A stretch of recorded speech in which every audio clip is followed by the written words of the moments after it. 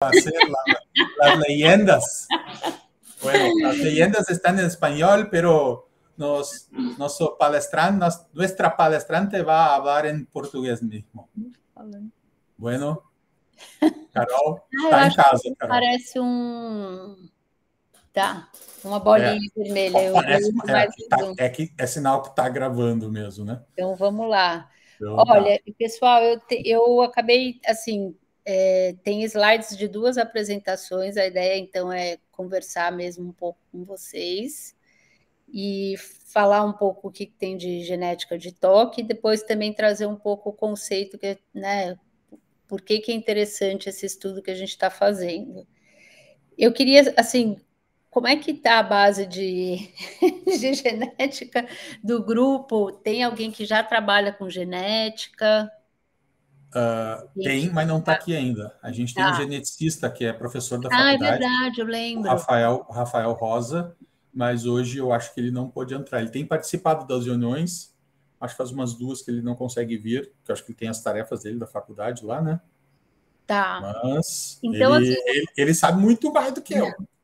Eu acho que, assim, os primeiros slides dessa primeira apresentação, que é mais um overview de toque, eu até coloquei um slide, né, para falar um pouquinho o que é variação e tudo, mas vocês podem me parar, assim, né, se começar a ficar muito fora, vocês me param, mas eu vou tentar explicar de uma forma, enfim, lembrando que não é um público, enfim, que já entende isso e que faz isso, então eu vou tentar ir devagar nesse sentido aí. É um público bem eclético, viu? Tem acadêmicos, mestrandos, doutorandos, enfermeiros, estudantes de medicina, psicólogos, estudante de psicologia, tem de tudo.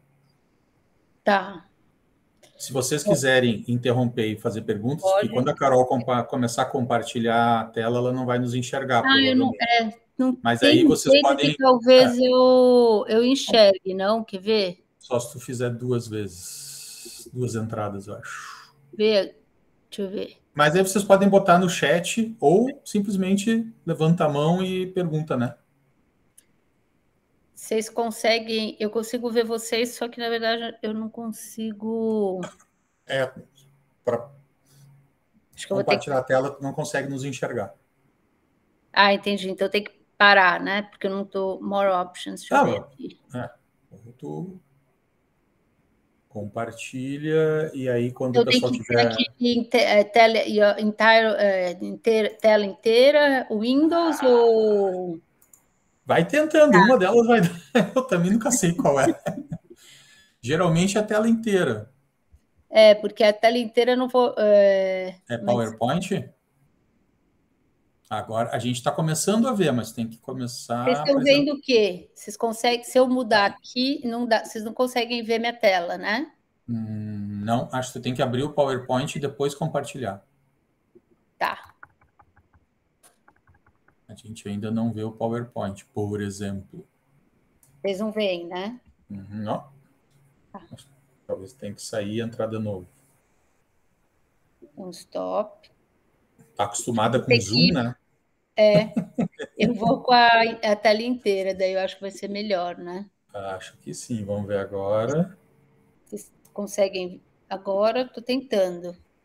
Share. E aí? Ainda não. Tá vindo. Agora você vai botar no modo apresentação, a gente vai enxergar. Você sabe que não está indo? Engraçado, né? No modo apresentação, a gente viu de fundo um azul e um branco. Vamos tentar de novo.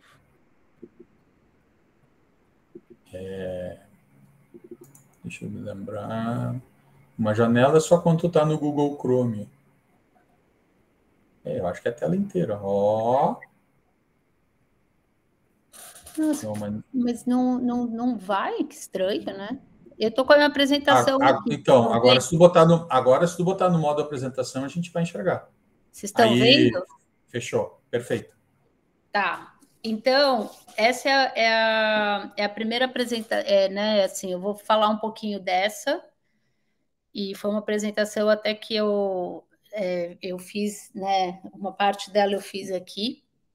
Então, assim, eu acho que, como o Igor falou, só para me apresentar, eu trabalhei muito tempo, né? Eu estou nos Estados Unidos agora, eu trabalhei com o professor Eurípedes no Brasil, acho que uns 15 anos. Enfim, eu cheguei depois, eu sou bióloga de formação e eu fiz um pouco de psicologia também, né? E aí eu fiz o mestrado em biologia, mas eu, enfim, queria trabalhar com gente, na verdade. E aí foi uma época que a estava iniciando a genética em psiquiatria, né? Eu acho que já estava forte, né? Os estudos de genética em câncer e em hipertensão, mas em psiquiatria, quando eu fui procurar, ela estava engatinhando mesmo. E só que o Eurípedes, né, ele sempre foi atualmente ele é professor titular, né, da Faculdade de Medicina da USP, do Departamento de Psiquiatria, e ele tinha vindo para cá fazer acho que era o doutorado dele, se o Igor pode me corrigir. E aí ele acabou fazendo muitas colaborações, e aí numa dessas colaborações ele conheceu, na época era o diretor de genética da Harvard, em psiquiatria, que chamava David Pauls, ele já está aposentado, e aí foi meio que na época que eu comecei. Mas a gente, enfim, não era muito recente mesmo. Então, eu fui trabalhar no Instituto do Coração, em Cor, e naquela época tem ainda, né, uma hipótese, né, do toque, né, de um grupo que chama PANDAS, né, que é uma hipótese de que depois né, é um grupo de pacientes e crianças que têm um contato com a bactéria do Streptococcus e desenvolve febre reumática e sintomas psiquiátricos, sintomas obsessivo, né, compulsivo, e também tem uma outra linha que desenvolve psicose.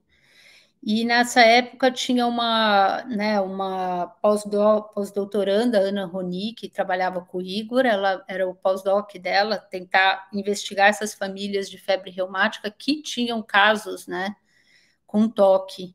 Então a gente olhava, foi a primeira vez que eu tive, enfim, contato com genética e medicina, mas a gente olhava o que a gente chama de polimorfismo de alguns genes do sistema imunológico associado associado com estas famílias. Quando a gente fala associado, é que a frequência, né, do nosso genoma, a gente tem vários alelos, e a frequência desses alelos, elas apareciam com uma maior ocorrência nas famílias de toque e febre reumática do que nas famílias controles. Então, eu iniciei assim, né, no departamento de imunologia do INCOR, fazendo esse trabalho com toque. A gente tem algumas publicações com isso, né? E aí, depois eu acabei, né? Poxa, Eurípides, o que eu, né, posso fazer? E aí o Eurípides falou, vai ver paciente. Então, eu fui para a clínica, ficava lá com os residentes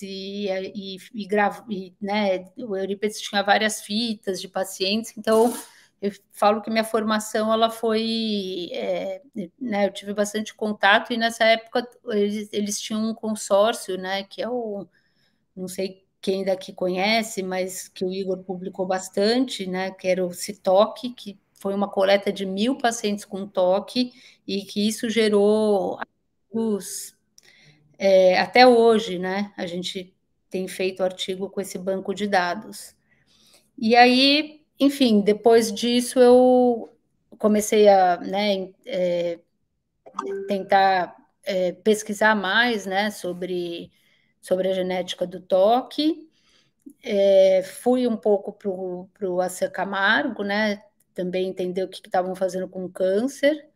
E aí eu voltei para o departamento de psiquiatria com uma ideia de estudar alguns mecanismos que eu vou mostrar aqui para vocês, né, de genética em família com toque.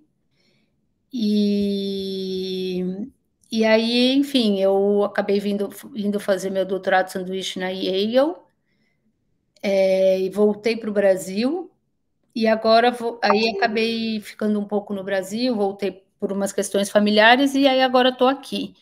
Aí eu acabei de ganhar esse grant, né, que é um grant de carreira do governo americano, do National Institute of Mental Health.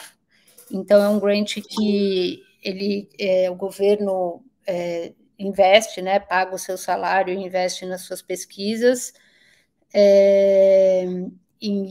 na verdade, é um grant, é um ano, né, você fazendo cursos e se aprimorando em algumas áreas, e depois 5 anos para montar o seu laboratório, né, como assistant professor. Então, por isso que ele chama K99, essa é a fase de training, e R01 é o grant onde são os grants que financiam os pesquisadores aqui.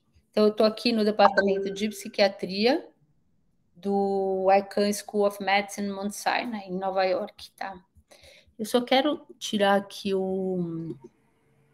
Desculpa, eu só vou parar aqui para tirar o Facebook, WhatsApp, porque fica tocando aqui, fica me desconcentrando.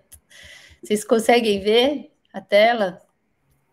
Perfeito, só tem que botar no modo apresentação agora. Aí, perfeito. Então, vamos lá.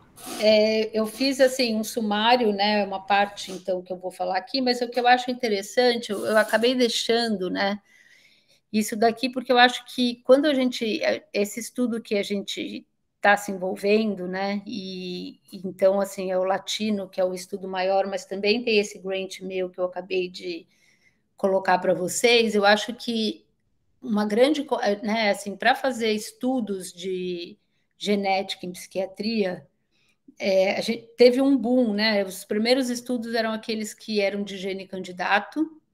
E o que é o gene candidato, né? Então, geralmente era um gene que estava associado, né? A medicina na psiquiatria ia se desenvolvendo do ponto de vista, né, de medicação, de receptores, de neurotransmissores envolvido com essas medicações, e aí a genética, né, os estudos tentavam olhar algumas variações dentro desses genes e se poderia, será que paciente tem alguma mutação ali que possa, né, fazer com que esse gene não esteja captando, né, ou funcionando bem, e aí a droga entra para ajudar, ou por que alguns não respondem à droga? Então, a genética na psiquiatria, ela começa dessa forma, né? Mas o que acontece é que, por exemplo, para toque, a gente tem estudos, 10 anos de estudos do que a gente chama de gene candidato, né? O grande problema é que se não tem replicação, né? Então, se aumenta a amostra, né? Você acha, tem muitos estudos, né, que foram feitos com qual que é o SSRI, que é, enfim, a fluoxetina, não sei se vocês estão familiarizados com medicação de toque, mas qual que é o receptor, né? O que é o SSRI? O que é a fluoxetina? Alguém sabe? Eu não vou responder. Vamos lá, João, responde aí, ou Pablo. Quais são qual que é a classe de medicação que gold standard para toque? Citalopram e fluvoxamina? Citalopram. Fluvoxamina. Quais são as classes? Inibidores seletivos da recaptação da serotonina. Então, e aí, os inibidores seletivos da recaptação da serotonina, né? Então, o que tem por trás deles, né? Qual que é o neurotransmissor?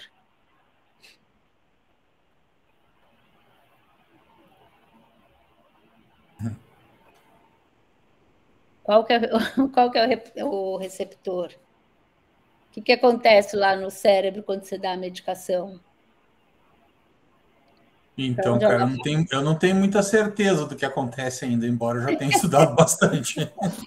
Acho que ninguém tem, né? Mas a princípio, né, a gente faz com que a serotonina fique mais tempo na fenda sináptica, porque a gente impede a recaptação dela pelo neurônio pré-sináptico. Com isso, a gente aumenta o tempo de exposição do neurônio pós-sináptico à serotonina, teoricamente aumentando o estímulo das vias serotoninérgicas, mas tudo depende, quando a gente fala em estímulo, tudo depende do receptor, né? Cada receptor de serotonina pode desencadear um efeito diferente no neurônio pós-sináptico, né? Então, ainda temos uns 18 ou 19 tipos de receptores serotoninérgicos, então já dá para ver o tamanho da encrenca, né? Exato. Então, isso que o Igor falou, nos receptores, o receptor da serotonina, e aí entre eles que a gente tem vários, né? Acho que são 10 no total. Enfim, mas eles são genes, né? Então, o que a gente estudou bastante, assim, um dos principais receptores, né? A gente falava que era um alelo longo, um alelo curto, mas que tinha uma mutação, né, no gene. O gene, o que é? Né? O gene receptor da serotonina, ele é uma fita do DNA com várias bases, A, T, C, G, e aí tinha uma base que, enfim, era diferente da que se esperava, e aí muitos estudos de genética no toque foram feitos com esse receptor, e se achava que os pacientes que não respondiam, ou muitos deles, e também envolvido com a doença, tinham um determinado tipo, né, de receptor do que os outros. Só que isso não se replica, né, não se replicava, se aumentava a amostra, não achava. Então, isso, né, esses estudos iniciais, eles vieram de genes candidatos, que é isso um pouco que eu falei, e assim era com a dopamina, né, para os antipsicóticos enfim, e outros receptores, né, para outras medicações, assim foi-se crescendo os estudos de genética na psiquiatria, né? Mas aí o que aconteceu? Ele não se replicava, e aí começou a se pensar qual que era o modelo também associado, né, com as doenças, né? Então, né, acho que foi mudando a genética na psiquiatria, ela vai alterando as formas e os desenhos de estudo conforme a gente foi conhecendo mais o genoma humano, tá? Porque também naquela época a gente não sabia, né? Então a gente, para lembrar, né, a primeira vez que foi feito o mapeamento do genoma humano foi em 2001. Não é tão, né? Já as drogas a gente conhece há muito tempo atrás, mas o genoma humano não, né? Então, eu acho que é recente, né, os estudos. E aí, uma coisa que eu vou mostrar para vocês que não é frustrante, mas é que toque não é a doença, né, assim, apesar de dela ser frequente, crônica, as doenças que têm mais atenção, né, nos estudos da psiquiatria são a esquizofrenia, o transtorno bipolar. Então, o toque ele tem, né, um desenvolvimento, mas a gente ainda precisa, assim, enfim, trabalhar junto e se agrupar para ter um N possível de se fazer né, os experimentos que hoje se fazem, né? Ou seja, se eu estou entendendo bem, os estudos genéticos, pelo menos no toque, não começaram buscando a causa do toque, mas talvez alguma coisa associada à resposta a tratamento. Exatamente. Isso na psiquiatria no geral. Os únicos, assim, então, assim, a psiquiatria no geral, ela vai, né, vindo né, do como a droga responde. Vamos tentar entender por que o paciente responde ou não, né, e menos mas, assim,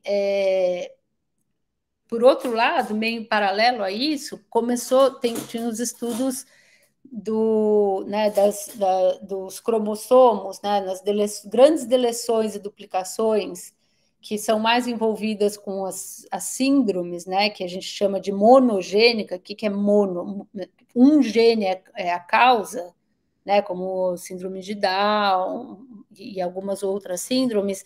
E aí o que acontece é que dentro dessas síndromes tinham muito, por exemplo, sintoma psicótico. Então, é interessante quando você vê a evolução, né, dos estudos de genética na psiquiatria, porque caminha, né, dessas mutações monogênicas raras, né, que é mais duplicação, né, corta um pedaço ou tem um excesso de um cromossomo, ou se corta um pedaço do cromossomo, e por outro lado vinha-se né, o estudo mais dos neurotransmissores, na verdade, né? Só que aí, o que acontece? Não se replicava, né? E aí, assim, opa, será que medicação estudar a resposta à medicação é a mesma coisa do que se estudar a doença? Hoje a gente sabe que não, né? Aliás, é bem diferente, né? A gente tem alguns estudos que mostram que os caminhos são diferentes. Então, mas isso é isso, né? Quando foi mapeado o genoma humano em 2001, aí as pessoas começaram a falar, nossa, né? Existe uma imensidão aqui que a gente precisa ver, né? Porque, no fundo, a gente tem 3 bilhões de pares de bases, né? E milhares de genes, né? Enfim. Então, assim, eu vou mostrar um pouquinho para vocês. Eu não vou trazer nada da era né? Eu acho que tem um elo assim, né? Que é gene candidato e depois estudos de DWOS. Alguém já ouviu o nome DWOS ou não? Alguém sabe o que é DWOS? Genome Wide Association? Exato, studies. Quem que falou? Eu não consigo ver. Takeshi? Eu não sei, volta e meia eu leio isso, mas eu não sei exatamente o que é, mas eu lembro que teve na aula de genética. Mas... Exato. Você não lembra o que é, né? Ou você quer tentar falar? Não me lembro muito bem, assim. Tá. Então, essa sigla é uma sigla, né, em inglês, mas para a gente falar que é os estudos de associação do genoma inteiro. Genome Wide Association Studies. Então, quando que isso foi possível? Só quando o que a gente chama, né, o projeto, o HapMap, né, o genoma humano foi sequenciado. Porque aí a gente conseguia ver, quando a gente fala de genome wide, é que a gente não está olhando um marcador. O gene candidato é um marcadorzinho lá naquele gene.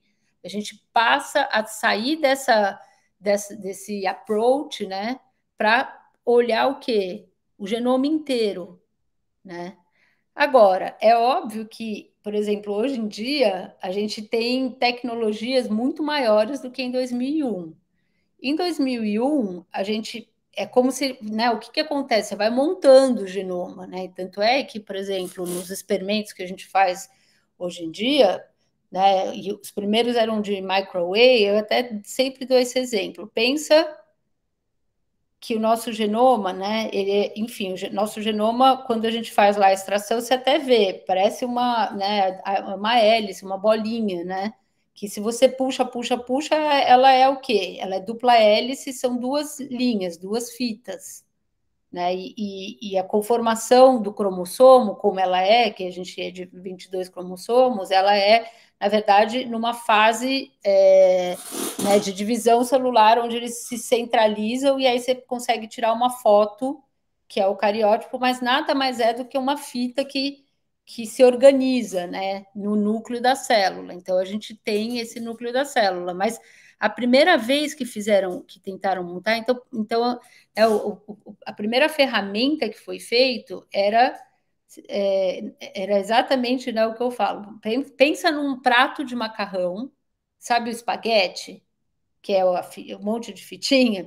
Imagine que ele não é dividido, porque o espaguete, né? Imagine que ele fosse um prato daquele espaguete, e aí o que acontece? Quando você joga o molho vermelho, tem aquele molho vermelho que ele vai para o fundo do prato e aquelas pessoas que fazem um molho vermelho que gruda ali, né? Então, foi dessa forma que a gente conseguia identificar o genoma humano, pensando que o macarrão era o genoma humano sintético e o molho vermelho é o nosso DNA. E como a gente tem fita dupla, né? O que acontece? Uma fita do nosso DNA, pum, se ligava com aquela fita sintética, como se fosse o macarrão com molho, e aí você conseguia ver o que tinha ali, e ia montando estruturando o genoma. Até hoje, as tecnologias mudaram um pouco, mas até hoje, numa das etapas de análise do genoma humano, a gente precisa remontar o genoma. A gente, né, não consegue, tipo, sai da máquina tudo certinho. A gente tem várias ferramentas para montar, como se fosse mesmo um quebra-cabeça. Então, então, assim, eu vou começar a falar para vocês da fase de WOS em diante, tá? Não de gene candidato, porque, assim, a validade de um estudo de gene candidato, ela é muito baixa hoje em dia, tá? Então, assim, você até tem alguns estudos que fazem um gene associado com né, um fenótipo de neuroimagem ou com resposta a tratamento, mas, assim, né, hoje em dia a gente sabe que é muito mais complexo, né? Mesmo quando a gente fala em resposta ao tratamento, é muito, muito mais complexo do que um SNP, né? Um gene associado a isso. Deu para entender? Então, o que acontece, né? Eu vou passar aqui. Eu acho que tem uma parte aqui que eu coloquei de toque, mas eu acho que eu vou passar. Eu não sei se todo mundo está familiarizado com o que é toque, né? A gente teve uma aula faz umas 2 ou 3 semanas, acho que umas 3 semanas, sobre o que é toque, essa parte, se quiser passar adiante. Quem não sabe, depois eu me encarrego de dar o link do vídeo aqui. Ótimo.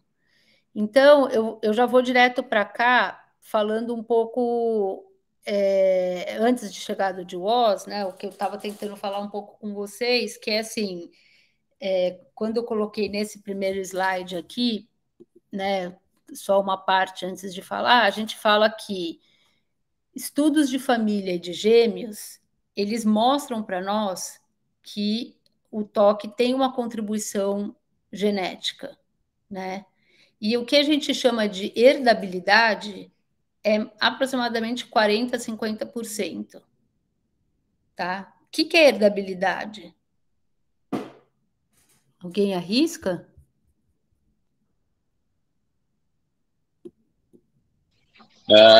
Seria mais ou menos quanto por cento do transtorno é transmissível familiares, assim, na casa, né? A transmissão se transmite com os descendentes, que eu queria dizer. Tá bem ruim de te entender, João. Tu tá no trem ainda? Tá bem ruimzinho, eu não consegui entender muito bem. Eu não consegui entender, mas assim, o que a gente... ele tá em trânsito, ele tá no trem, por isso que tá ruim de...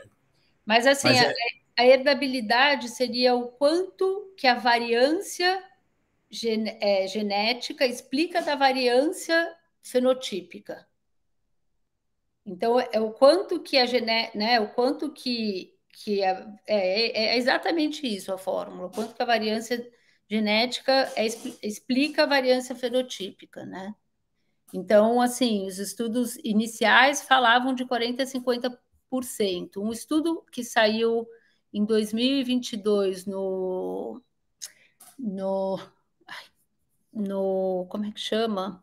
American Journal, ele fez assim, né? Então, você tem algumas formas de medir a herdabilidade, e aí uma das formas de se medir a herdabilidade é utilizando o resultado de achados genéticos, né?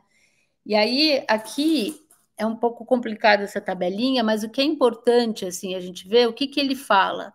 Ele pega essas frequências de alelo, porque a gente fala que a gente tem alelos, né? Que quando a gente fala que o alelo é de uma frequência alta, que seria que, né, 0,4, 0,5, tipo, de 0,1 a 0,2 até 0,5 são alelos que a gente considera como uma frequência alta. O que é isso? Toda a população tem. Eu, o Igor, o João, todo mundo tem esses alelos, né? Todo mundo, você faz lá, você vai olhar, você olha o DNA da pessoa, é comum em todo mundo. Agora, esses aqui, né, que são 0,01, né, MAF é Minor Allele Frequency. Aí são os alelos que a gente chama de raro, que aí são, né, nem todo mundo tem. Então, o que acontece? Que a toque é herdado E aí eles tentam medir, usando dado genético, medir assim, ok, como que é? Se toque é herdado, isso quer dizer que tem um componente genético lá associado com ele, mas como que é essa como que é essa herança? E 2, que tipo de alelo que está associado com toque? É aquilo que está frequente em toda a população ou é aquilo que é raro? O que causa o toque? Então, o que a gente sabe hoje em dia? Que o toque que tem um componente genético, então a genética explica o toque, né? Existe, né? Os estudos mostram também que tem uma familiaridade, o toque tem uma familiaridade, isso parentes de primeiro grau de pacientes com toque têm 4 vezes, né? Familiares de toque têm 4 vezes mais chances de ter o toque do que famílias que não têm. E assim, só que como que a genética aparece no toque? E aí esses estudos são interessantes, né? Porque ele vai mostrar assim, olha, o que acontece é que o toque, ele é poligênico. Então, por que eu falo que gene candidato está furado? Porque não é um gene associado com o toque, né? Existem vários genes, né? Então, isso quer dizer poligênico, né? E quando os caras começaram a olhar, aí assim, varia de estudo para estudo, você vai aumentando, né, o poder da amostra. Então, o primeiro estudo que foi feito, né, vendo o tipo de herdabilidade genética do toque, né, que foi feito pela Leah Davis, e acho que foi em 2019, esse estudo, mostrava o quê? Olhou e falou, eu estou olhando aqui, aquilo que é muito raro não acontece no toque, tá vendo? 0% os alelos raros. Os alelos mais comuns são aqueles que, né, 31% da herdabilidade do toque é dada por esses alelos comuns. Significando o quê? Que toque, que do ponto de vista genético, toque ocorre, todo mundo tem os marcados, né, o polimorfismo. Na verdade, é a arquitetura desses polimorfismos em conjunto que podem dar um risco para toque. Porém, esse novo estudo, publicado, né, em 2022, o ano passado, falou, aumentou a amostra e falou, não é bem assim, não. Tudo bem, eu consigo... a gente sabe que toque é mais comum mesmo em alelo comum, mas eu tenho um número, eu tenho uma herdabilidade sim para alelo raro. Então, o que isso está dizendo? Que no fundo a gente precisa estudar tanto aqueles mecanismos comuns da população, né, e quanto aqueles mecanismos raros. E aí que vem essa questão, né? Existem desenhos de estudos diferentes, né, para a gente olhar esse tipo de coisa. Então, assim, a gente tem, quando a gente fala de DWOS, a gente está vendo esses mecanismos comuns que a população inteira tem, e aí a gente, né, um nome muito conhecido são o que a gente chama de SNPs, que é uma troca de um par de bases, e tem mecanismos raros, que são os CNVs e os SNVs, que também são trocas mais raras. Então, o que a gente acredita é que a gente tem uma série de mecanismos genéticos de predisposição que, ao longo do processo do desenvolvimento, né, enfim, com alguns riscos ambientais aqui no desenvolvimento, faz com que, né, ocorra algumas alterações em circuitos cerebrais e isso faz com que ocorra a sintomatologia. Só que Carol, é óbvio... Oi. Deixa eu te fazer uma pergunta, o Igor falando. Seguinte, então tem trabalho, nem tão antigo, né, 2019, aproximadamente, mostrando que seriam os alelos comuns, ou seja, não que todo mundo tem, mas uma boa parte da população tem esses alelos, e alguma coisa acontece para que esses alelos sejam startados, digamos assim, né? Algum tipo de gatilho, alguma coisa do gênero. Então, é aquela coisa da associação da genética com o ambiente. A gente tem a parte neurobiológica que está sempre interagindo com o ambiente. Beleza. Mas, mais recentemente, praticamente 3 anos depois, outro trabalho mostrando que não só os alelos comuns, mas os alelos raros também são necessários associados com o toque. Tu acha que isso pode se dever ao fato do toque ser tão heterogêneo? Os tipos de toque, subtipos de toque, talvez a gente tivesse que mapear melhor de quais toques esses pesquisadores estão falando, né? Sim, exato. Eu acho que assim, é bom que você falou isso, né? Tem duas coisas, né? Eu acho que tem essa questão, né, quando a gente fala toque, a gente está falando, né? A gente está falando de uma nosologia única que, na verdade, a gente sabe que é super complexa, né? Então, ela, inclusive, a gente, né, aqui a gente até já coloca as dimensões de sintomas e tal, né? Então, a gente sabe que a gente tem, enfim, idade de início, tipos de comorbidades, né? E aí talvez isso possa ter um tipo de herdabilidade diferente, né? Então, acho que sim, mas também eu acho que o que acontece é que, assim, no geral, são, para todas as doenças psiquiátricas, é até porque, assim, né, os mecanismos comuns, eles são pouco efeito e quantidade. Por quê? Porque é comum, todo mundo tem. Você, né, vai ver esses SNPs comuns, olha, você tem risco para... Você tem, né? Todo mundo tem. Só que, assim, ele tem um efeito, né? Quando você pega é um efeito pequeno. E você tem o mecanismo raro, que é um efeito grande, né? Então, assim, o que se descobre é que as doenças mentais, elas são poligênicas com maior envolvimento de risco, né? Dessas mutações comuns e menor envolvimento das variações raras. E aí eu vou explicar que tem alguns tipos de variações raras, né? Mas é meio que um padrão, assim, né? Mas para toque, por exemplo, né? Eu acho que os estudos de raros em esquizofrenia, eles mostram menor resultado do que quando a gente fala para toque, né? E aí também tem uma coisa muito interessante que são as comorbidades. Eu vou mostrar nos próximos os overlaps, né? Quando a gente estuda raro em toque. Mas então, assim, mas eu acho que é isso, Igor. Eu acho que tem a ver a complexidade do fenótipo, mas também a complexidade da genética, né? Que é junto, é mecanismo raro e comum, né? Como eles se desenvolvem, ainda tem uma série de teorias. Tem gente que fala assim, olha, no fundo, o que é comum, né? Assim, como que né, como é que, do ponto de vista genético, se estrutura isso?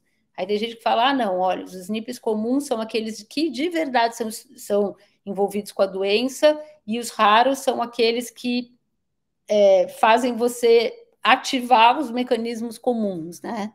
Então tem uma série de teorias, mas que ainda é pouco comprovada, né? Essa teoria que tu está falando é bastante interessante, que ela justifica até alguns ditos populares, aquela, por exemplo, de médico e de louco, todo mundo tem um pouco, né? Então, se todo mundo tem os alelos, mas todo mundo não, mas uma boa parte da população tem alguns alelos que são comuns, né? Talvez eu precise de alguns outros alelos para serem os gatilhos. Eu acho que isso, na minha cabeça, faz muito sentido. Exato. Aí vem a pergunta, agora que eu estou entendendo uma coisa, e eu vou te fazer a pergunta mais para que o pessoal possa entender. Como entraria, né, dentro dessa possibilidade de gatilhos ou da portabilidade desses alelos, tal? Como é que entra a etnia nessa história? Tu acha que tem algum papel? Exato, muito legal. Eu não sei se eu falo agora ou se eu vou mostrar depois. Vai na tua ordem, vai na tua ordem. Mas é que a questão, o que então, vamos deixar essa. Eu vou até pôr aqui, e aí vamos seguir um pouquinho, eu vou falar de etnia depois, mas essa é uma pergunta muito, muito legal, essa pergunta sua. Vamos pensar que, assim, esses estudos, a gente não sabe com que ele foi feito, mas, assim, esses estudos, por exemplo, da Leah Davis, são os estudos do consórcio de toque internacional. Esse estudo aqui que foi publicado é um estudo feito na população, numa corte da Suécia. Então, com acho que 4.000 pacientes com toque, tá? Vamos pensar isso, né? David, Estados Unidos, Suécia. E aí, vamos lembrar assim, essa história da etnia aí. Aí, assim, só para, então, falar um pouquinho para vocês, né? Enfim, quando a gente fala de variação genômica, né? Então, quando eu falo do DNA, não sei, vocês conseguem entender aqui, né? As fitas. Sim. Beleza. Então, olha, o que acontece aqui? Quando a gente fala de SNP ou SNV, o que a gente está falando? O que aconteceu aqui? Sempre a gente tem um genoma de referência, tá? Porque senão você perde a referência. Então, o que acontece? O que esses estudos de DWOS fazem? A gente está mapeando aqui, opa, aqui aconteceu alguma coisa, trocou aqui, não era para ser G, né? Era para ser T. Então, pum, pinta aqui. Aí vai indo, opa, aqui aconteceu de novo, opa, e aí vai indo. E aí, geralmente, o que você faz é, você olha se essas trocas elas são mais frequentes em pacientes e compara com o controle. Isso é o DWOS. Tá entendido? Se o controle for alguém da mesma família, melhor ainda. Se o controle for alguém da mesma família que não tem a doença, melhor ainda, porque você tem um controle, inclusive até, né, ambiental, você tem um genoma mais parecido ainda. Muito boa a sua pergunta de novo, né? Agora, geralmente, não é difícil coletar a família, né? Então, o que acontece? Uma dúvida. Pode falar. Fala, Takeshi.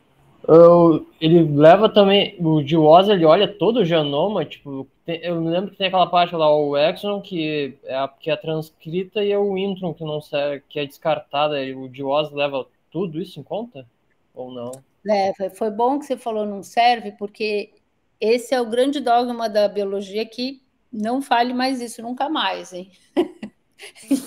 Porque antigamente, o que acontece? O que a gente achava? Que, tipo, chamava de trash DNA, né? Eu até estava revisando um paper que acabou entrando naquele journal de Mood Depression, alguma coisa assim.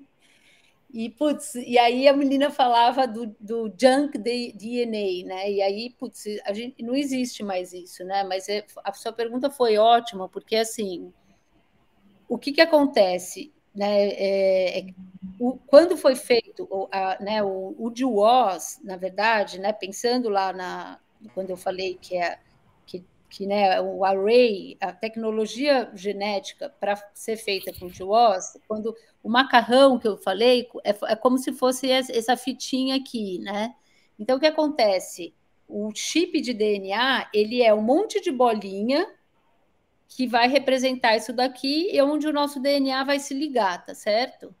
Agora, as plataformas de DWOS, hoje elas melhoraram, mas elas foram feitas não pegando o DNA inteirinho, elas são recortes de pedaços do DNA, onde a gente tem a maior parte dos genes e essas variações comuns. Então, o que acontece? No DWOS, você tem intron, exon e promotor, tá? Só que, assim, a gente tem que pensar em resolução quando a gente pensa em DNA. Então, o DWOS ele é uma resolução, assim, de 10. Por exemplo, estudos de mutação rara, você precisa entrar numa resolução de 100, porque você quer ver outras coisas, né? Então, eu achei boa a sua pergunta, porque, assim, o DWOS, ele pega o seu DNA inteiro, todos os genes, mas numa resolução baixa, onde a gente só consegue ver a estrutura do genoma mais comum. Agora, os resultados do DWOS, eles, assim, você concorda que se tiver um monte de mutação no que chamou de exon, que vai fazer a proteína, cara, isso vai atrapalhar muito você, né? E como eu falei, as mutações comuns, elas têm pequeno efeito. Então, o que se discute? Todos os DIOSes, assim, de todas as doenças comuns, né? Essas principais, hipertensão, diabetes e psiquiatria, os SNPs associados com a doença não estão no exon. Esses, tá? Esses SNPs comuns, eles estão nos introns ou nas regiões promotoras. Então, o que era trash, a gente sabe que não é. Por quê? Porque essas regiões, elas são muito importantes para fazer o quê? Regular o gene. Então, né, o que acontece é que a principal, assim, variação comum é muito a variação genômica com maior herdabilidade, isso é, a variância dela é né, o que está mais associado com o fenótipo, doença mental. E 2, as mutações, elas estão o quê? Em região que regulam a expressão do gene, não no próprio gene. Entendeu? Entendi agora. Então, assim, é resolução mesmo. Você tem que começar a pensar, né? Não é tão simples pensar no genoma, né? Mas você vai aumentando ou diminuindo a resolução. Hoje em dia, a gente tem uma tecnologia chama PacBio, que inclusive já estão se pensando em mudar o conceito do que é gene, porque a gente consegue ver o genoma numa resolução jamais vista, né? Então, a gente ainda está muito em desenvolvimento mesmo, né? Acho que a genética vai dar um boom aí mesmo para a medicina, mais do que já está dando, né? Então, aqui, ó, de novo, né? O que acontece? Quando a gente está falando de single nucleotide variation, a gente está falando a gente está falando quando a gente mostrou lá minor allele frequency, tem das marcadores aqui, né, que é o que tem menor frequência, e a gente fala, a gente sempre conta por ele, fala, ele é comum se ele é mais do que 5%, ele é de baixa frequência se ele está entre 1 e 5, e raro menor que 1. Essas variações, às vezes, esse conceito, às vezes, ele muda, tá? Depende um pouco, enfim, do artigo e tal, mas raro, geralmente, é menos do que 1. Beleza? Aqui, o que acontece? Quando a mutação está dentro de um gene, aí você tem aquelas que se chamam sinônimo. Vocês estão me ouvindo? Perfeitamente. Sim. Estava tudo tão quietinho que eu falei, nossa. Então, assim, o que acontece? Quando a mutação ocorre dentro de um gene, a gente tem sinônimo, isso ela não muda o efeito da proteína. E a gente tem aquelas que chamam não sinônima. Aí você tem uma que altera o aminoácido e uma outra que chama não sense, que trunca o aminoácido. Tá certo? Isso quer dizer que a gente vai ter algum tipo de alteração em produção de proteína. Exato. E aí eu vou falar um pouco que, assim, quando a gente estuda mecanismo raro, são essas daqui, ó. Essas duas aqui. E aí o efeito é mais poderoso, entendeu? Porque você trunca. Aqui você muda a expressão da proteína. Aqui você detona a proteína. E a gente tem aquilo que a gente chama de copy number variation, né? Que meu doutorado iniciou com isso, depois que mudou para as mutações raras. Mas aí o que é? Você tem no genoma, né? Pedacinhos de deleção e de duplicação. E aí você vê, né? A gente sabe que as deleções estão bem associadas, né? Com causa de doença. E elas ocorrem também no genoma inteiro, tá? Essas deleções e essas duplicações. E elas acontecem ao acaso, fatores ambientais, as deleções? Elas, sim, elas não ocorrem ao acaso, né, elas são também uma forma de, você tem núcleos lá, regiões de são regiões flexíveis de evolução, né? Então, às vezes, você perde, né? Primeiro que a gente tem um monte de vírus, né, no nosso DNA. Sim. Então, assim, por exemplo, para a esquizofrenia tem lá um ERV, que é um tipo de vírus que já, no sistema complemento, que já se mostrou super associado, inclusive nos estudos de DWOS. Mas então, assim, né, o nosso genoma, ele também entra, né, entra elementos dele ao longo da evolução, e aí esses elementos, às vezes, né, a entrada faz com que você perca um e às vezes faz com que você duplique, mas não é aleatório, tá? E isso é uma coisa legal que o Igor está falando, porque o nosso genoma nada é aleatório, gente, ele é feito de blocos, e a gente, inclusive, nesses blocos, a gente consegue predizer, se você tem uma letrinha aqui no T, e isso aqui faz parte de um bloco, você consegue predizer o que vai ocorrer numa letrinha aqui no final da tela. Então, assim, ele é super organizado, assim, é muito incrível, né? E aí, voltando a falar da etnia, nosso DNA é muito parecido entre a gente, né? Inclusive com as outras espécies, mas o que vai mudando é como os blocos se estruturam, tá? Eu sei que a gente compartilha mais de 90 e poucos por cento de genética com uma Drosophila melanogaster, né? Que é a mosquinha da fruta. Então a gente é parecido com uma mosquinha da fruta, mas a organização da coisa fez toda essa diferença aí. Exato. Não sei se para melhor, né? Mas em todos os casos, talvez não. Talvez não. E aí que vem também essa coisa do junk DNA que se falava antigamente, que ele que vai fazendo toda a reestruturação, né? Tem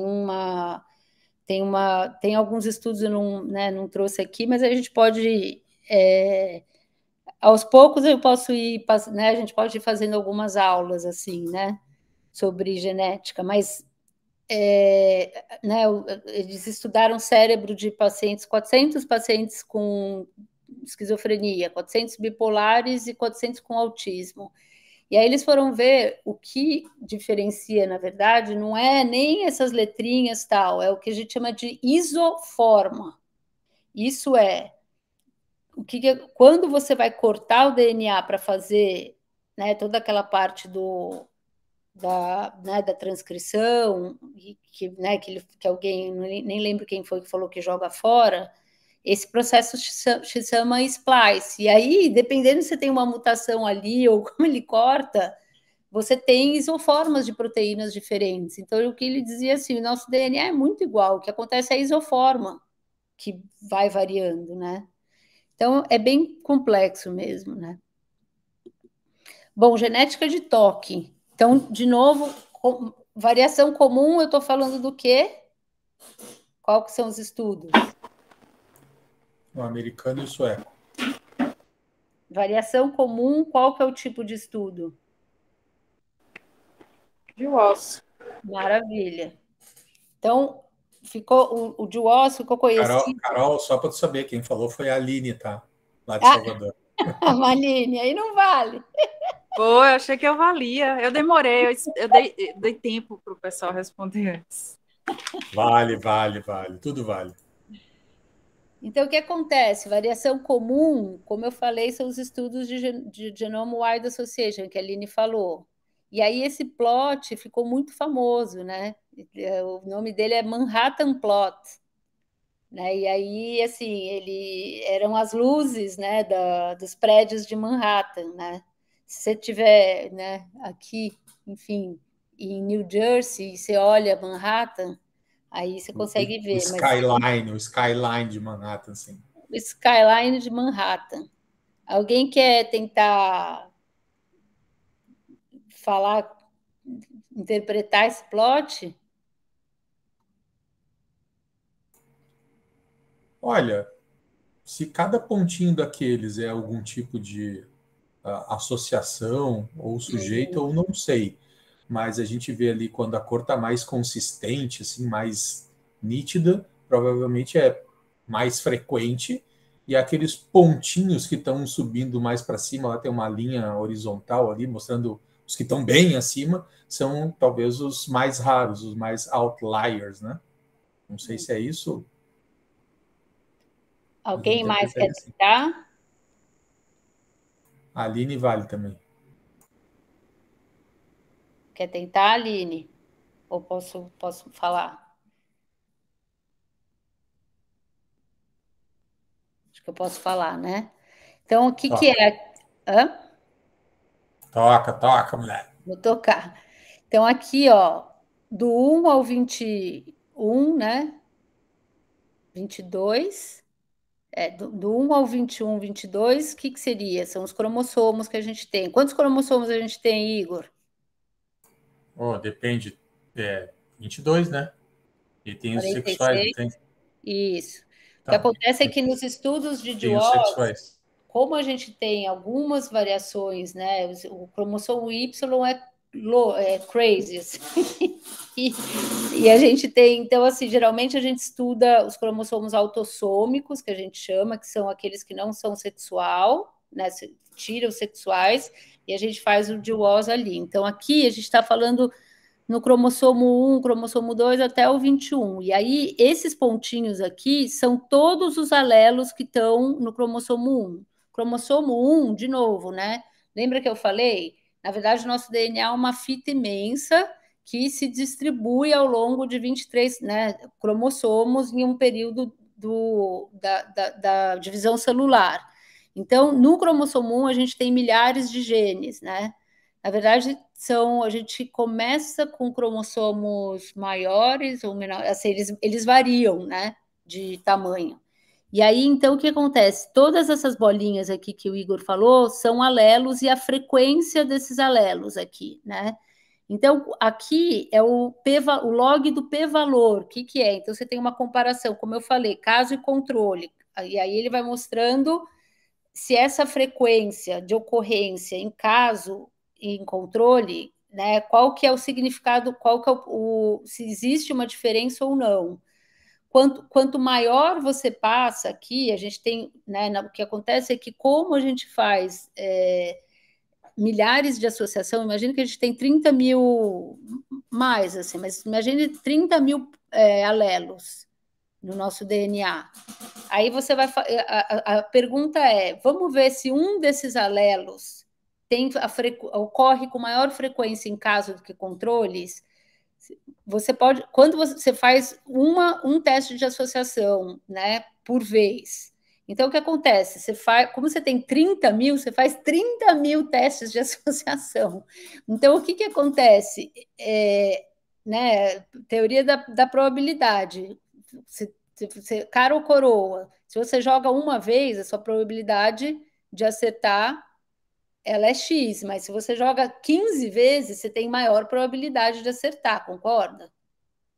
Então, o que acontece? Você tem que corrigir para múltiplas testagens. Então, o seu p-valor para GWAS, ele vai para onde?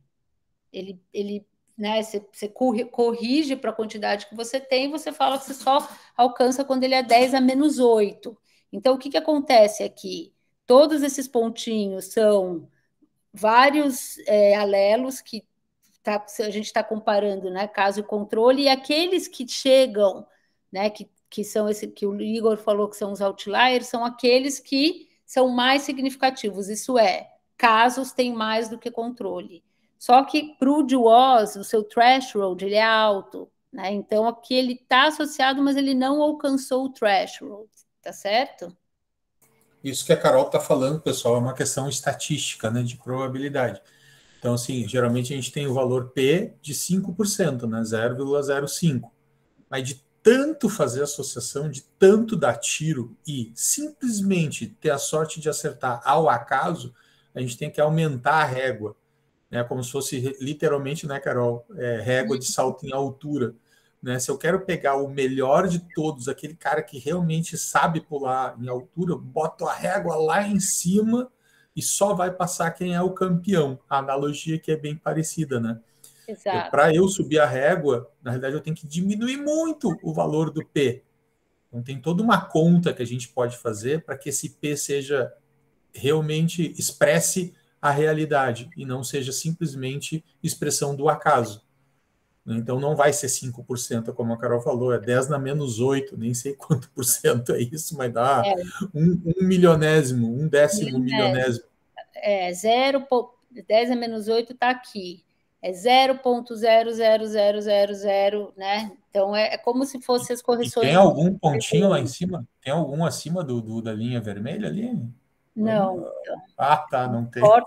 Então, aí, vamos tentar assim, ó, eu falei desse daqui, né? Então, qual que é a interpretação aqui? Quer tentar, Igor? Então, a interpretação seria que esses que não estão acima da linha vermelha, mas estão acima da linha azul, Exato. eles são possível. É possível, mas talvez a gente tivesse que aumentar mais o tamanho da amostra. Estão no limiar, são candidatos, digamos assim, não gene candidato, mas seriam associações SNPs candidatos. SNPs candidatos. Isso. Então, e os que estão abaixo da linha é normal, isso aqui não é doença, tranquilo. Agora, se eu perguntar para você, qual que é a localização desse SNP, Igor? Está falando do... Em que cromossomo que ele está? Pois é, tem ali no bar, não enxergo o número direito aqui, que está bem pequenininho, 1, 2, 3, 4, 5. Melhorou. No 8, 9. Exato, entendeu? Esses dois aí, mas tem um lá que está no iniciozinho do 5. Então, tá vendo? Começou a ficar legal, hein? Entendeu? Então, assim, vamos tentar... Quem que tenta interpretar o primeiro de Woz, que foi em 2013? Aumenta aí, consegue dar um zoomzinho? O que aconteceu? Você tá apagado. Vai, Takeshi. O Takeshi é o cara que sabe mais genética aqui do grupo, pelo jeito. O que é isso? O que é esse plot aí? É basicamente a mesma coisa, né? Só que, deixa eu ver, só que o 9 aqui não tem nada no 9, ó. Exato. No cromossomo 9 vai aparecer alguma coisa no 12, no 13 e no 6. Tem 2 SNVs ou 3 SNVs ali, talvez no 6. Um está em cima da... 1, 2, 3, 4. Tem 5 carinha candidatos, 6, 2 em cima da linha ali. Uhum. E significativo mesmo, nada. Acima do vermelho. Acho que agora fez sentido. Fez sentido? Tá vendo aqui? Por isso que tá usando o log, né? O log é só uma artimanha matemática para a gente poder afastar mais.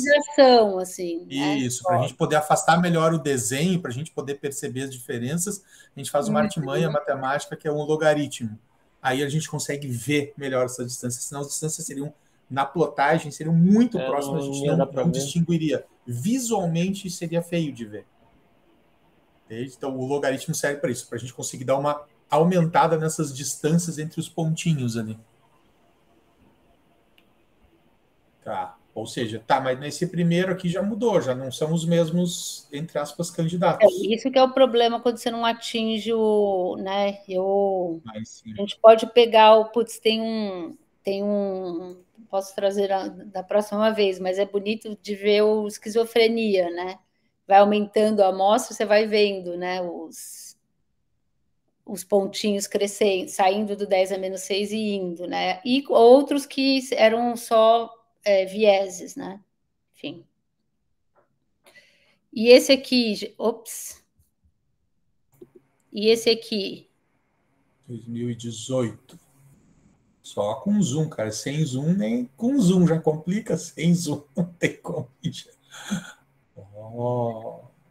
Aqui eu acho que os autores foram mais radicais. Eles não botaram candidatos. Ou tem ou não tem. Não desenharam, mas se a gente botasse uma outra linha ali no 6, talvez teria um pouco mais, né? Essa é uma análise, mas assim, é isso, você não tem nada de candidato, né? Assim, tem, mas né? E é muito ainda apagado, né? Assim, Deixa eu até ver se eu acho rápido. Na meta-análise, teoricamente, a gente teria um tamanho amostral maior do que a de 2013 e 2015, né? A meta-análise é a junção desses dois, tá? Ou seja, juntando os dois, aí, aumentando, aquele aumentando 9, o tamanho da está amostra. por aqui, ó. Né? Ficou mais longe ainda da linha lá, né? Deixa eu ver se eu acho fácil aqui o...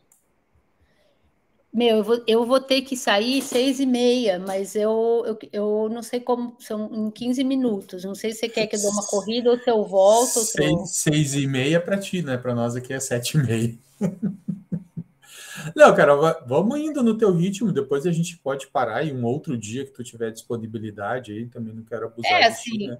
Não, mas Mas tá sendo legal, porque tu tá dando uma ideia, né? Então, tá dando uma ideia bem interessante. Assim, se vocês quiserem, mas eu quero mostrar o novo JAWS que não coloquei, mas se vocês quiserem, tipo, você quer que eu acabe agora, o Igor? As pessoas estão cansadas? Como é que tá? Não, pode. Eu tô bem ligado aqui, tomei um cafezinho e tal. Acho que se tu quiser ir mais 15 minutos, a Juliana, que coordena o grupo de depois das 19 horas, já nos cedeu o horário inteiro, inclusive. Mas aí tu tem teus compromissos aí, né? Não, eu tenho um compromisso, então eu vou ter que sair mesmo. Mas eu quero pegar o... Como é que chama? Media Archive? Eu quero mostrar para ver se vocês conseguem interpretar o...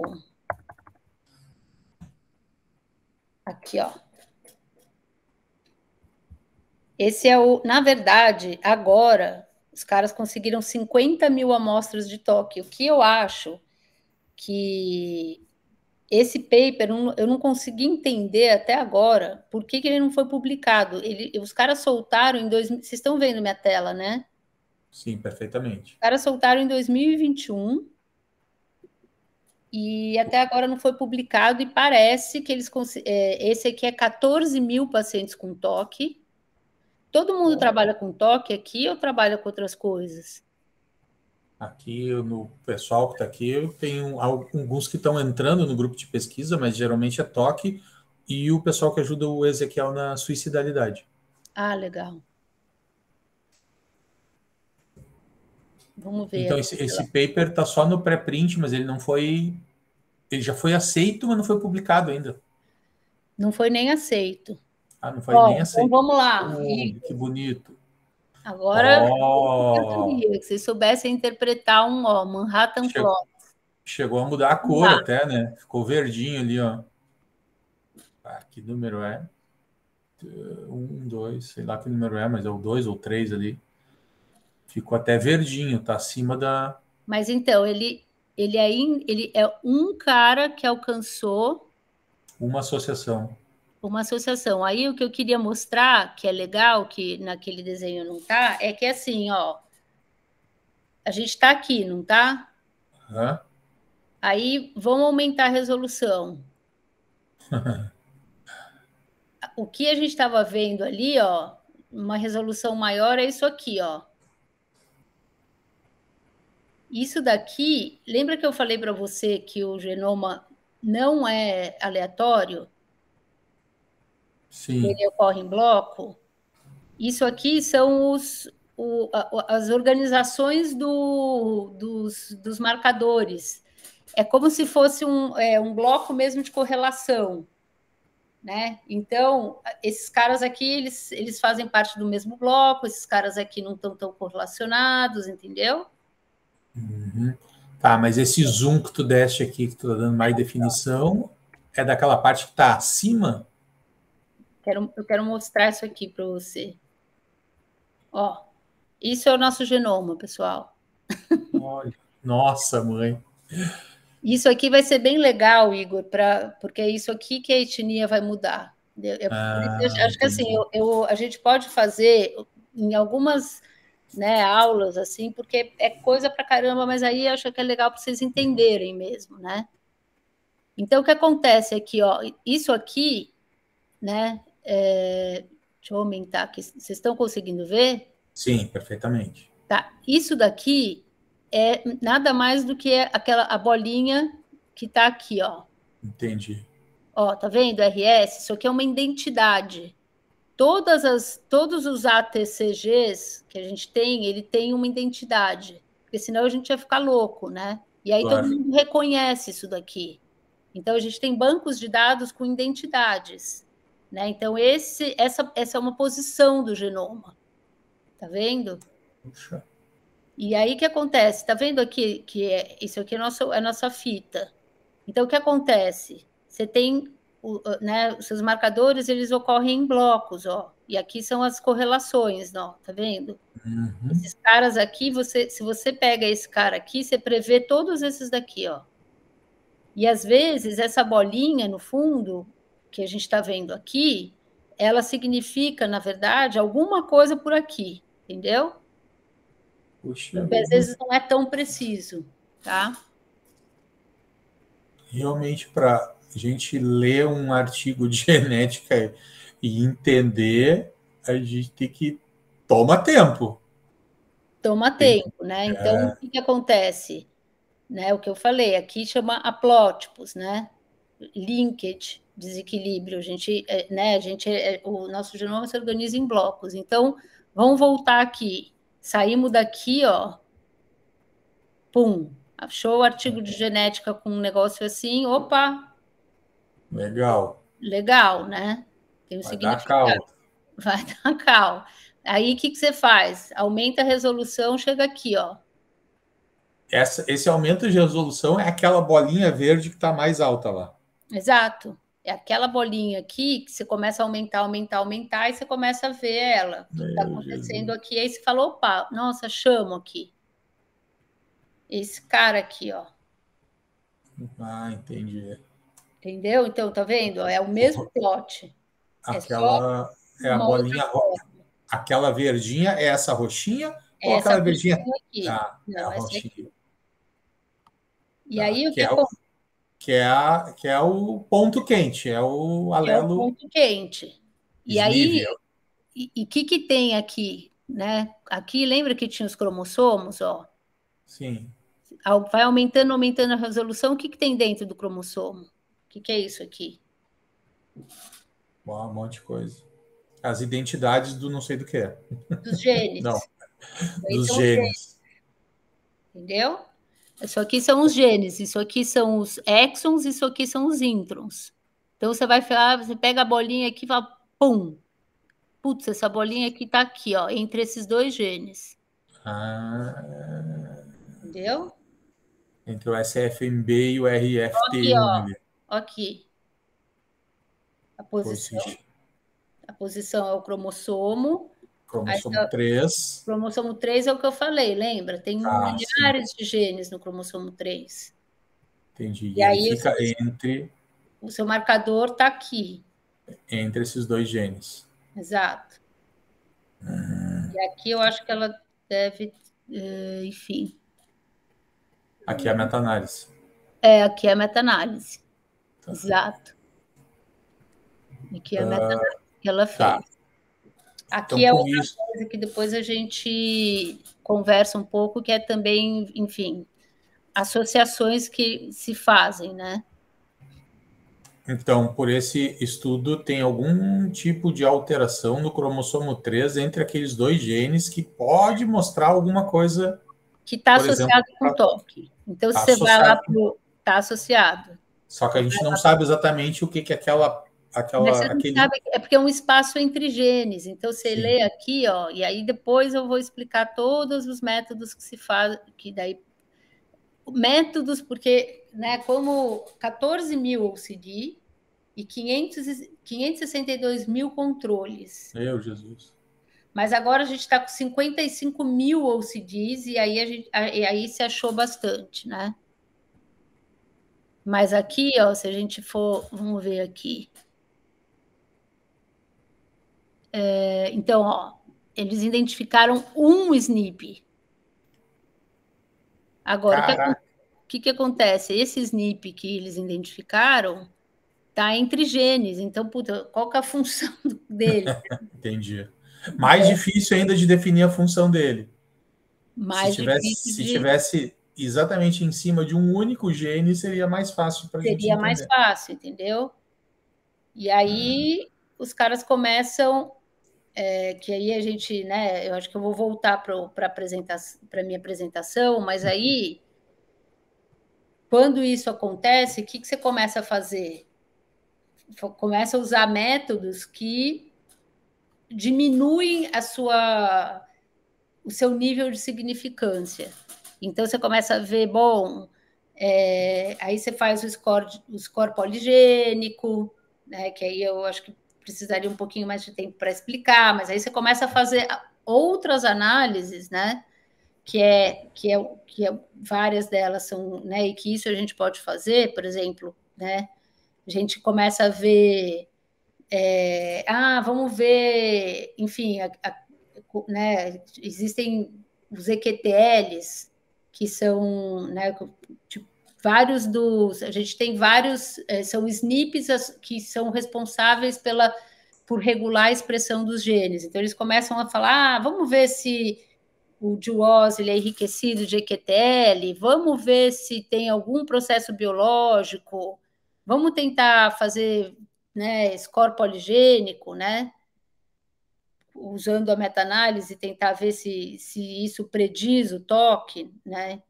E aí eu posso apresentar, né, essas outras análises. Ou uma outra coisa que se faz, né? Vamos ver se, no geral, né, os SNPs, eles que apareceram possivelmente associados com toque, também são associados com outros traços, né? E aí começa né, tem várias coisas que dá para serem feitas, mas a questão é essa, né? O DWOS, quando tem um SNP associado, é frustrante, né? É frustrante, mas já é alguma coisa, né? Não tinha nada associado a nada, né? Já é alguma coisa. Não se tinha nada vezes nada, daqui a pouco só é muito doido, porque parece que agora aumentou para caramba, né? Então, agora deve ter, acho que 20 ou 30 regiões do genoma associado. Quando aumentou para 50 mil pessoas ali. Quando aumentou para 50 mil pessoas. Mas olha o tamanho amostral que tu precisa para poder começar a achar alguma coisa, né? Então, quando a gente fala, né, eu acho que que esses estudos são importantes, né, que a gente está né, precisa coletar, é porque para estudo de genética, por conta dessa questão de você testar muita coisa, você precisa, de fato, de um N muito grande. Acho que as variações pessoais são tão numerosas, na realidade, que a gente precisa de um N muito grande, mas muito grande, para poder ter uma representatividade da população, né? Porque o que a gente quer é poder expandir esses resultados para a população. Mas como as pessoas variam muito entre si geneticamente, né? Por exemplo, um filho meu, ele não é 100% igual a mim, ele é assim, no máximo 50% igual a mim. Então, veja, um filho já é geneticamente metade diferente de mim. Imagina um neto, bisneto, primo. Então, as pessoas são muito diversas geneticamente. Eu acho que isso faz com que a gente precise de N's gigantescos. A gente precisaria de um consórcio praticamente mundial. Mas tem as formas, mas assim, tem algumas formas de precisar de um N menor. E aí, né, acho que na próxima, eu queria mostrar uma coisa mais relacionada com o latino antes de desligar. E aí, se vocês quiserem, da próxima eu falo dos estudos raros, de novo, que são os 2 papers que eu, né, publiquei no doutorado e tal, e que é uma coisa em família. E aí a gente, né, para mostrar a importância da gente coletar a família do ponto de vista de diminuir um pouco o número amostral e poder garantir um fenótipo melhor, porque quando você tem que coletar, né, não sei se a Aline ainda está aqui, ou já saiu, mas assim, no Pumas, os caras coletam 300 sujeitos por semana. É uma paulada. Então, assim, é difícil você garantir, né? Mas eu queria mostrar aqui, Deixa eu só ver se eu abro aqui. Exato. Acho que talvez só mostrar esses dois plots, porque eu queria só responder a pergunta do Igor. Então, você pode refazer a pergunta, Igor? Qual delas? A da etnia? Da etnia. Tinha trabalhos mostrando, né, que alelos mais frequentes talvez estivessem associados a toque, e tinha um outro trabalho mostrando que alelos mais frequentes associados ou engatilhados por alelos mais raros talvez tivesse associado ao toque.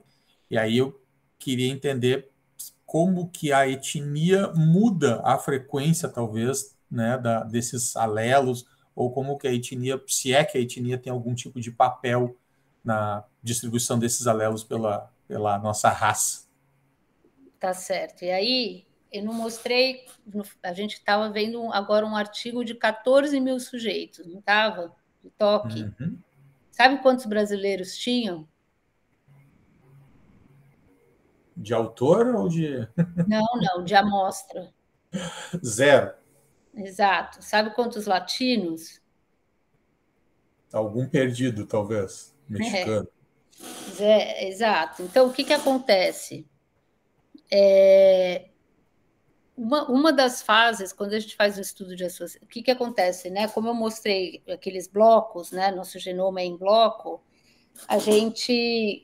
quando você faz um estudo de WOS, a gente está buscando, a gente está vendo, na verdade, a frequência de ocorrência de um alelo em caso diferente do controle. Você concorda que se as pessoas tiverem frequências muito diferentes, isso pode trazer um bias?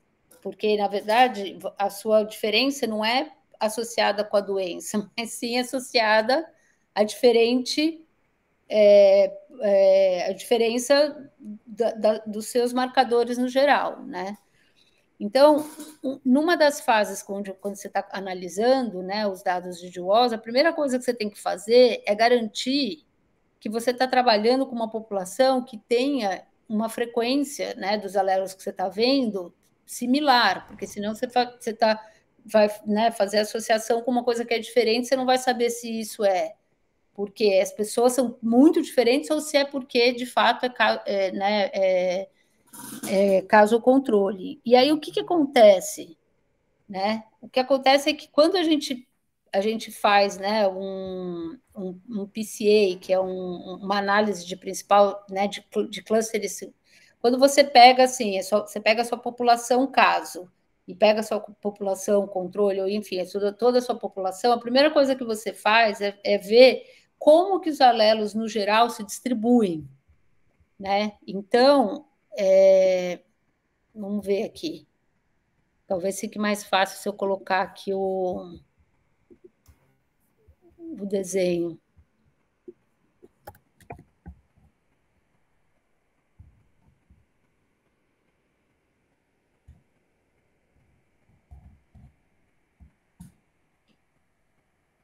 Então, ó, o que acontece?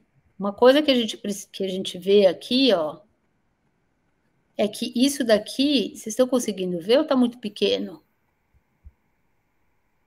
Está pequeno, agora melhorou. Então, o que acontece? Isso aqui é uma análise de principais componentes, né? O que a gente vai fazer aqui, a gente vai pegar toda a nossa amostra e a gente tem o quê? Referência de população. Então, a gente tem né, em bancos de dados, a gente sabe o que é uma população americana, o que é uma população europeia, o que é uma população mexicana, asiática. A gente tem uma referência brasileira e de Latinoamérica muito pequena, muito mal feita, mas a gente tem. Então, o que a gente faz para garantir que o nosso experimento, e quando a gente acha uma diferença, né, que a gente viu lá, aquele SNP que estava associado, não seja por conta de diferenças, né, da amostra, a gente plota isso daqui. O que é isso? Você pega todo mundo, joga essa pessoa num plot e vê como que ela vai se agrupar. E aí aqui a gente consegue ver o quê? Que uma das principais diferenças de frequência alélica que a gente tem é a etnia. tá? Então, olha aqui, ó, você tem aqui, se você é africano, no geral, a sua frequência alélica, ela se agrupa aqui, né? Os europeus aqui, os admix americanos aqui, os asiáticos, e aí você tem essas diferentes distribuições. Então, o que acontece? Os estudos do DWOS até agora, o que eles faziam quando isso acontecia? Eles pegavam, isso aqui começou a dar diferente, corta e vamos ficar com um grupo que era sempre o grupo do quê? Dos americanos, dos que a gente chama, né, europeus, que antes se chamava de white, né? Mas são os brancos, né, que são os americanos e os europeus. Então, o que acontece? Voltando lá, né? Opa, não era essa apresentação. O que começou, né? Por que isso até começou, né, a entrar com a entrada do Biden e tal aqui nos Estados Unidos, começou a se ver que os estudos dentro da medicina, né, que incluem genética e os avanços na medicina para tipos de tratamento e medicação, eles eram feitos com quem? Com europeus. Olha aqui, ó. Então, aqui são a média do tamanho da amostra e a mediana dos estudos de DWOS feitos com a população europeia, incluindo Europa e Estados Unidos, e o restante do mundo, e nós, os hispânicos, aqui. Né? E aí começou toda uma discussão, né, da gente, né, deixar a medicina mais diversa e popular, né? Porque, no fundo, a gente não sabe, né, não é que de novo, né, quando a gente pensa em toque, os sintomas são os mesmos ao longo da cultura, mas quais são os triggers, né? Quais são os fatores de risco para toque? Será que a gente sabe? Né? Para nós, será que eles são os mesmos?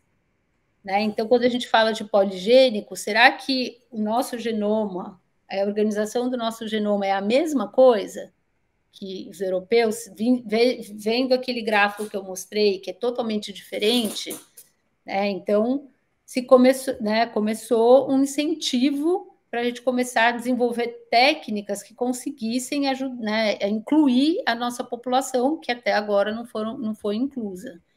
Então, esse estudo que a gente... Né, então, olha aqui, ó, se a gente faz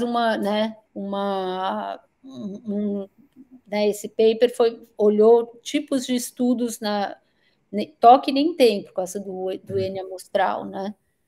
Mas, assim, olha a quantidade de estudos dentro da psiquiatria feito em população europeia e hispânica. Olha isso. Todo mundo. Praticamente não tem. Tem um pouco com depressão, um pouco com TDAH e um pouco com trauma, né? E a mesma coisa, né? É interessante também a gente ver que quando a gente fala de score de risco poligênico, que se acredita que é uma ferramenta que pode chegar mais próximo da clínica, o que a gente vê? Olha aqui. Então, a gente está falando assim de características aqui, básicas, altura ou esquizofrenia. O que mostra aqui? Que o score poligênico para uma população africana é totalmente diferente do que uma população europeia. Então, tudo que a gente transfere de tecnologia para o Brasil e para esses outros países que a gente chama de minorities, né, que a gente não tem a ciência tão desenvolvida, na verdade, a gente nem sabe, né, se de fato tá dando tão certo, né? Sim. Então, ou seja, toda a tecnologia terapêutica, por exemplo, que é desenvolvida baseada em genética, é feita para uma população X que a gente não sabe se vai funcionar na Y. Exato. E a gente também não sabe se a gente pode achar outros fatores de risco, né? A gente não está falando de sintomas. Sintoma, né? De fato, a gente sabe que é a mesma coisa, mas a gente não sabe o que está causando, né? Quais são os fatores de proteção, né? Se né? Como que a medicação pode ir, se a gente tem algum SNP, né? E é muito interessante, porque os estudos agora que incluem vão mostrando, inclusive, vão ajudando a olhar a doença, né? Mas antes era assim, deu diferente no PCA, manda fora, né? Então... Cara, muito, muito interessante, Carol, só que eu muito interessante, não né? quero atrapalhar teus compromissos, já são 19, no teu caso aí 18h40 já, né? Tá. E aí é isso, gente, eu vou parar por aqui, mas falando que agora tem assim, a gente tem esses diferentes projetos onde a gente faz parte, tentando coletar população diversa, né? Dentro dos Estados Unidos, que hoje 70% da população americana é latina, e outras populações para conseguir né, expandir e entender de verdade os fatores de risco etiológicos nas doenças. Muito legal. Começou a clarear algumas coisas para mim, mas acho que eu preciso estudar genética. Vou começar com Mendel lá nas ervilhas, depois eu avanço. Eu espero que tenha, assim, enfim, tem bastante coisa aqui para mostrar. Hoje era só para dar um pupurrizinho, assim, né? Para dar uma ideia. Hoje era para dar uma ideia. Acho que a gente vai...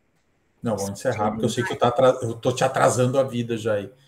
Carol, sem palavras para te agradecer. Acho que amanhã a gente tem reunião, né? Sim. Aí a gente se encontra amanhã lá e eu te dou um feedback aqui de... Ué, parou de gravar? Era para ter parado. Gerenciar gravação. Eu achei melhor ir devagar e